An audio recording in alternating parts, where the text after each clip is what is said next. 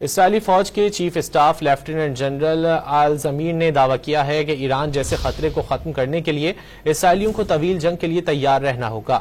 اپنے ویڈیو پیغام میں اسرائیلی فوج کے چیف آف اسٹاف نے بتایا کہ ایران کئی برس سے اسرائیل کو تباہ کرنے کا واضح منصوبہ بنا رہا تھا۔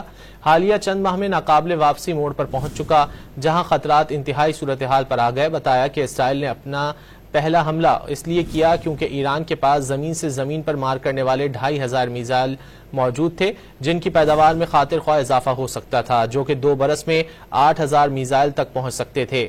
بتایا کہ اسرائیلی فوج کئی بغیر خطرات کو بنتے نہیں دیکھ سکتی۔ اسرائیلی فوج کے چیف اسٹاف لیفٹیننٹ جنرل آل زمیر نے دعویٰ کیا ہے کہ ایران جیسے خطرے کو ختم کرنے کے لیے اسرائیلیوں کو طویل جنگ کے لیے تیار رہنا ہوگا۔ اپنے ویڈیو پیغام میں اسرائیلی فوج کے چیف آف اسٹاف نے بتایا کہ ایران کئی برس سے اسرائیل کو تباہ کرنے کا واضح منصوبہ بنا رہا تھا۔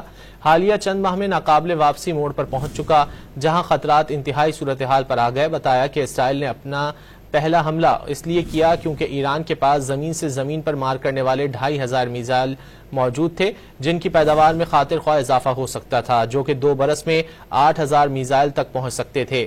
بتایا کہ اسرائیلی فوج کئی بغیر خطرات کو بنتے نہیں دیکھ سکتی۔